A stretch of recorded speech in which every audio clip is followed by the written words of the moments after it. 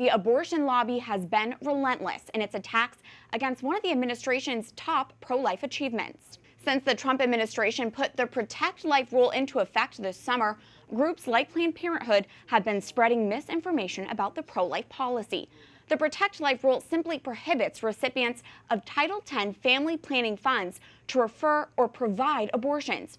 Planned Parenthood opted to not comply, and therefore the abortion giant will forego about $60 million a year.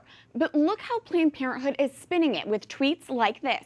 The Title X gag rule is unethical and dangerous. And the pro-abortion Rewire news outlet recently published this article entitled, "We are headed toward a public health crisis. Title X clinics grapple with Trump's gag rule."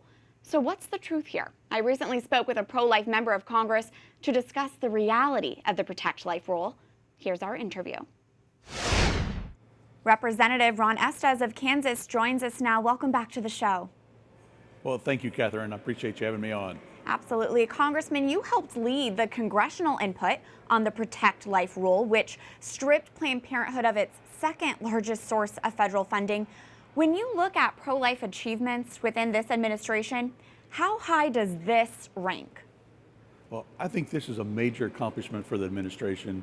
As you said, there's a lot of great things that have been accomplished on the pro-life agenda, but being able to say that we're wanting to enforce the law, which says family planning money should be used for family planning and not used for abortion, and that's the whole crux of this.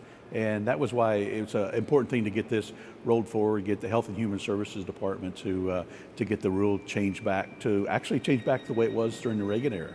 And yet Planned Parenthood continues to receive about $500 million tax dollars a year. What action do you and other pro-life members of Congress plan to take to completely defund Planned Parenthood?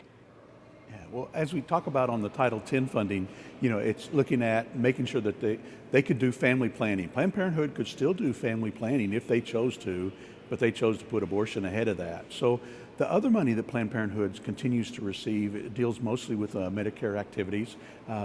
And we want to make sure that we look at that as well and make sure that it addresses legitimate health care needs for our low-income individuals and make sure that they're supported from that standpoint. We have rebutted this claim multiple times on this program, but Planned Parenthood continues to depict the Protect Life rule as a gag rule. What is your response to that, Congressman? Oh, that's absolutely not true at all.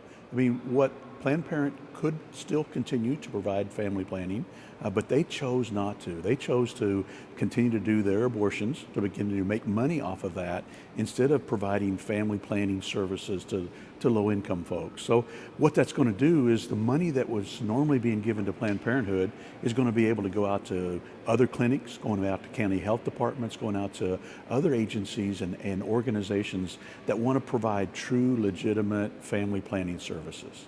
And finally, Congressman, you were at the recent House minority hearing on the Born Alive Abortion Survivors Protection Act, the bill which would protect babies who are born alive. And it's been blocked for a vote by Democratic leadership more than 80 times now. Congressman, what is your message to House Democratic leadership regarding the Born Alive bill? Yeah, this really is a moral statement about the character of our country in the United States. When a baby that's born alive is not protected, particularly in this case after a botched abortion, we need to make sure that we provide all medical services to any newborn, regardless of the timing, regardless of the location of where they were born, and make sure that they get services. And it's kind of sad today that the number of states that are actually out there endorsing this kind of practice. We need to make sure that good health care is provided to all newborns, regardless of how they were born. Representative Ron Estes of Kansas, thank you for your time. All right, thank you, Catherine.